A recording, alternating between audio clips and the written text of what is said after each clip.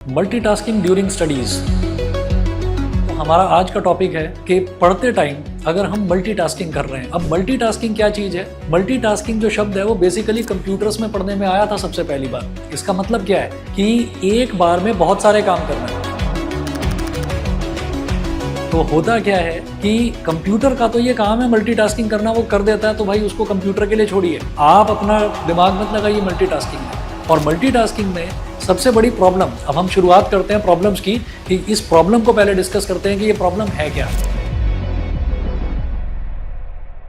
अलग अलग तरीके की मल्टीटास्किंग आजकल बच्चे करते हैं। एक मल्टीटास्किंग जो सदियों से चली आ रही है वो तो ये है कि आप पढ़ाई कर रहे हैं और पढ़ाई करते हुए आप अपने किसी फ्रेंड से कुछ बोल देते हैं, किसी को कुछ कह देते हैं, या आपका फ्रेंड आपको कुछ कहता है।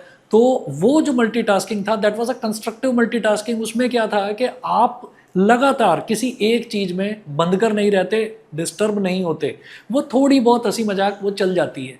लेकिन आज जो मैं दूसरी प्रॉब्लम आपसे डिस्कस करने वाला हूँ वो ये है कि एक जो आपका फ्रेंड बन चुका है मोबाइल फ़ोन, वो मोबाइल फ़ोन क्या प्रॉब्लम क्रिएट करता है? वो ये है कि आपने मोबाइल फ़ोन साइड में खोल रखा है और आप एक क्रिकेट के शौकीन हैं और क्रिकेट का मैच चल रहा है, और मैच जब चल रहा है तो आपने लाइव स्कोर बाजू में खोल रखा है। अब उसमें लगातार आपकी नज़र वहाँ पर भी है, सामने जो टीचर पढ़ा रहा है वहाँ पर भी है, या आप ऑनलाइन क्लास ले रहे हैं किसी दूसरे लैपटॉप पर या किसी दूसरी स्क्रीन पर आप ऑनलाइन क्लास ले रहे हैं और उस तरफ आप बार बार स्कोर देख रहे हैं। तो ऐसा हो नहीं सकता कि अगर आपका फेवरेट बैट्समैन कोई शॉट मारे तो आप उस पर खुश ना हो। तो आप उस पर इतना खुश हो जाएंगे कि आपका पढ़ाई से कुछ इंस्टेंट के लिए, थोड़ी सी देर के लिए ही आपका ध्यान बटेगा वहाँ से। तो एक तो ये प्रॉब्लम हुई। दूसरी ये है कि कुछ फ्रेंड्स जो हैं वो ग्रुप में चैटिंग करते हैं और क्लास चल रही है कि कोई बात नहीं, नहीं नहीं नहीं, my class is going on, no problem, I can chat with my friends also. तो आप इतना स्मार्ट बनते हैं, खुद से ही अपने आप को बताते हैं कि नहीं नहीं मैं कर सकता हूँ, नहीं मुझे आता है,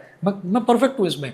अरे आपको आता तो है, लेकिन इससे एक और दूसरी बड़ी प्रॉब्लम जो है वो पैदा हो जाती है। वो क्या पैदा हो जाती है कि जब आप ध्यान आपका पढ़ाई से हटकर चैटिंग पर चला जाता है तो वो जो चीज़ आप कर रहे हैं ना, उसको जितना इफेक्टिवली आप पहले समझ सकते थे उतना इफेक्टिवली आज नहीं समझ कर जा रहे हैं आप, क्योंकि today you were involved in multitasking.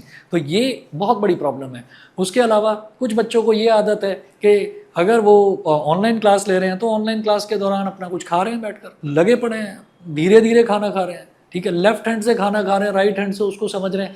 तो ना तो आप ढंग से अपना फूड डाइजेस्ट कर पाएंगे, वो आपका डाइजेशन तो डिस्टर्ब करेगा ही करेगा, और ना ही आप उस चीज़ को समझ पाएंगे। तो आप एक बार में एक काम करिए, नहीं तो ये प्रॉब्लम्स आपको घेरती चली जाएंगी।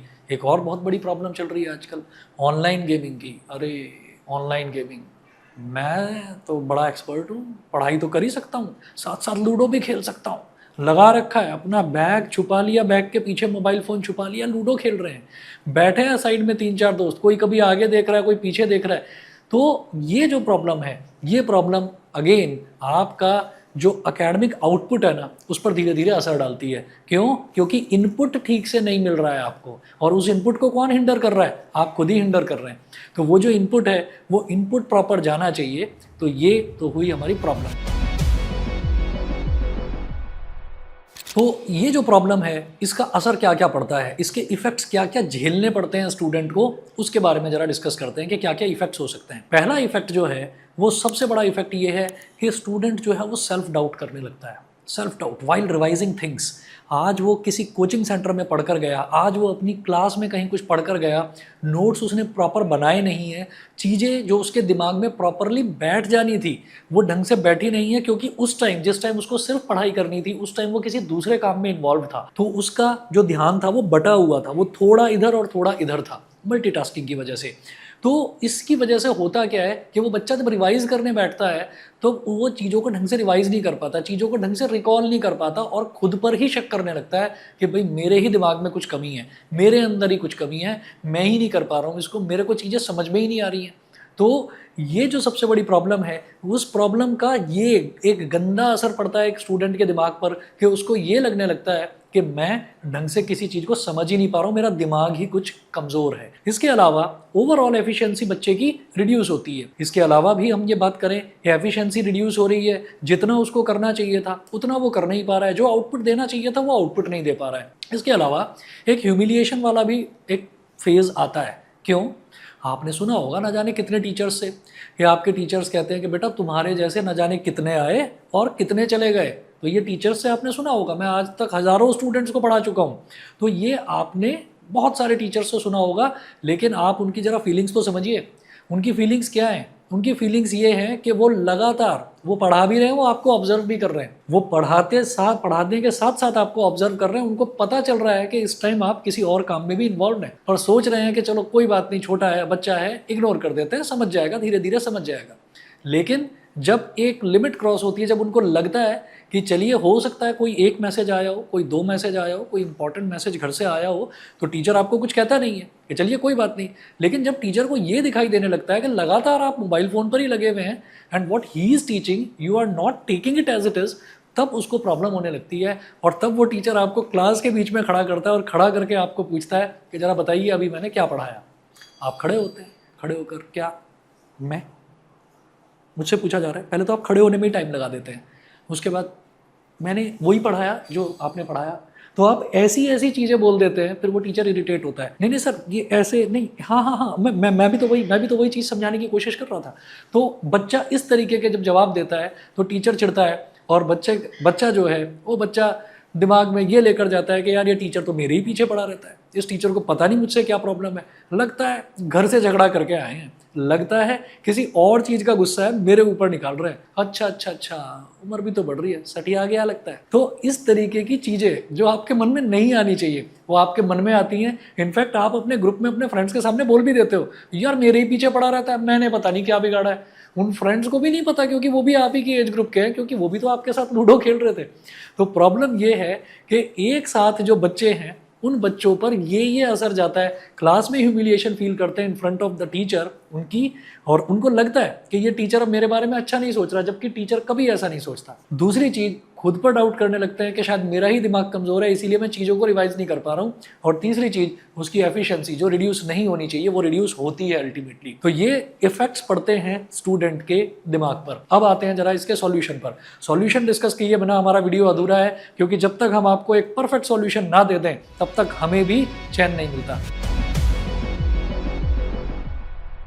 तो चलिए सॉल्यूशंस की बात करते हैं। तो पहला सॉल्यूशन जो आजकल हर वीडियो में आपको सुनने के लिए मिलेगा कि switch off your mobile phones. चलिए आप स्विच ऑफ नहीं कर सकते हैं, कुछ इंपॉर्टेंट कॉल्स भी आ सकती हैं, कुछ इंपॉर्टेंट मैसेज भी आ सकते हैं, तो ठीक है। आपका बेस्ट फ्रेंड, आपके घर में कौन मौजूद है? आपकी मम्मी, आपके पापा, आपका बड़ा भाई, आपकी बड़ी बहन, कोई ना कोई आपके साथ आपका बेस्ट फ्रेंड जरूर मौजूद है। आप उनको बेस्ट फ्रेंड बनाकर तो देखिए, आप देखेंगे कि आपकी लाइफ बहुत आसान बना देंगे वो लोग, क्योंकि एक्सपीरियंस में आप कभी भी किसी से जीत नहीं सकते जिसकी एज आपसे ज़्यादा है। चलिए, तो आप अपना फ़ोन उनको पकड़ा सकते हैं, उनको बोल सकते हैं कि भैया दीदी प्लीज़ अगर कुछ इंपॉर्टेंट हो तभी आप करना, and if there is nothing to hide तो आप आसानी से उनको दे सकते हैं। आप कहिए कि आप ठीक है मेरा फ़ोन लीजिए, आप देखिए, उसमें लॉक लगाने की भी क्या ज़रूरत है। आपको तो एक स्टूडेंट की तरह रहना चाहिए, जैसे कि एक खुली किताब है कि आप खुद भी सीखें चीज़ों को, औरों को भी सिखाएं। खैर, तो पहला सॉल्यूशन ये हो गया कि आप अपना जो भी इलेक्ट्रॉनिक डिवाइस है उसको अपने से दूर कर दें। दूसरा सॉल्यूशन ये हो गया कि जरा बचपन में चले जाएं वापस और सोचें कि कब कब मैंने क्या क्या प्रोसीजर फॉलो करा है जिससे मेरा आउटपुट बहुत अच्छा निकल कर आया। एकेडमिक आउटपुट की बात कर रहा हूँ, जिससे हमारा एकेडमिक आउटपुट बहुत अच्छा निकल कर आया। एक बार पापा ने डांटा था, बहुत बुरी तरह से डांटा था, इतना डांटा था कि मैं पागलों की तरह रोया था। और फिर मेरे को गुस्सा आया, मैंने कहा आज तो मैं इस बार तो करके दिखाऊंगा, आपको करके दिखाऊंगा। ठीक है तो बोल दो पापा, डांट दो, ढंग से डांट दो, इतना डांट दो कि अंदर तक हिल जाऊं मैं। वो डांट देंगे अपने बच्चे के लिए। पेरेंट्स कुछ भी करने के लिए तैयार हैं। कई बार ऐसा होता है कि आपका कोई फ्रेंड है, वो आपके फ्रेंड ने आपको मोटिवेट करा, अरे क्या तू कुछ कर नहीं सकता लाइफ में, तेरे बस की नहीं है कुछ भी, तू तेरे को आएगा ही नहीं है, कॉन्सेप्ट ही समझ में नहीं आएगा। अभी तो ईगो हर्ट हो गई, अंदर से ईगो हर्ट हो गई, अब तो करके दिखाऊंगा। कैसे बोला इसने, अपने आप को ज़्यादा समझता है क्या? तो वो आपको पता नहीं चला, उस दोस्त ने आपकी ईगो हर्ट करी, उस दोस्त ने आपको कहा तेरे बस की बात नहीं है। अब उसी दोस्त को पकड़ो, भाई एक बार फिर से जलील कर दे मेरे को, भाई एक बार फिर से मेरे को आईना दिखा दे, मैं कुछ कर जाऊंगा लाइफ में। तो आप कुछ ना कुछ ऐसी चीज़ अपने बचपन से रिकॉल करिए और जरूर मिलेगी, ऐसा हो नहीं सकता। बचपन में बच्चे का दिमाग इतना तेज होता है कि उसको सारी चीज़ याद रहती हैं। धीरे धीरे जब उम्र बढ़ती है तब वो चीज़ों को भूलता है। तो आपको चीज़ ज़रूर याद होगी, आप उन चीज़ों को रिकॉल करिए और आप उन चीज़ों के हिसाब से अपने दोस्त से मदद लीजिए, अपने फ्रेंड से मदद लीजिए, अपने टीचर से। कई बार टीचर वो डांट देता है, और हाँ सिर्फ डांटने की ज़रूरत नहीं है, कई बार ऐसा होता है कि आप कर तो कुछ नहीं रहे हैं लेकिन आपके टीचर ने मोटिवेट कर दिया, लड़का बहुत बढ़िया है, कुछ भी काम दो बहुत अच्छे तरीके से करके आता है। अब दिमाग में ये आया कि हाँ भाई टीचर गलतफहमी में है, चलो इनको गलतफहमी में ही रहने देते हैं, पढ़कर दिखाते हैं। तो उसमें इनडायरेक्टली क्या हो रहा है, आप ही का फायदा हो रहा है ना। तो आप ऐसी ऐसी चीज़ें ढूंढिए, अपनी पुरानी मेमोरीज से निकाल कर लेकर आइए और डेफिनेटली आपको एक अच्छा सॉल्यूशन मिलेगा। और मैं होप करता हूँ, आई होप कि मेरा जो ये वीडियो है, मेरा जो ये सॉल्यूशन है, शायद आपको पसंद आया होगा। अगर पसंद आया हो तो कमेंट बॉक्स में जरूर लिख कर भेजिएगा। और अगर आपके कोई वैल्यूएबल सजेशंस हो how to improve our channel, how to improve the solutions which we provide, तो जरूर हमको कमेंट बॉक्स में लिख कर भेजिए। तो ये था हमारा आज का वीडियो, जिसमें हमने आपसे डिस्कस करा कि मल्टीटास्किंग ड्यूरिंग स्टडीज आपकी एकेडमिक परफॉर्मेंस को किस तरह से बिगाड़ सकता है। हमने उसके असर भी देखे कि क्या क्या स्टूडेंट के दिमाग पर उसके असर पड़ते हैं, और उसके कुछ अच्छे सॉल्यूशंस हमने आपको प्रोवाइड कराने की कोशिश करी। तो आप देखिएगा, अगर आपको किसी भी तरीके की कोई प्रॉब्लम आए तो हमारा फोरम आपकी हेल्प करने के लिए हमेशा तैयार है। Thank you so much for liking our video and thanks for watching.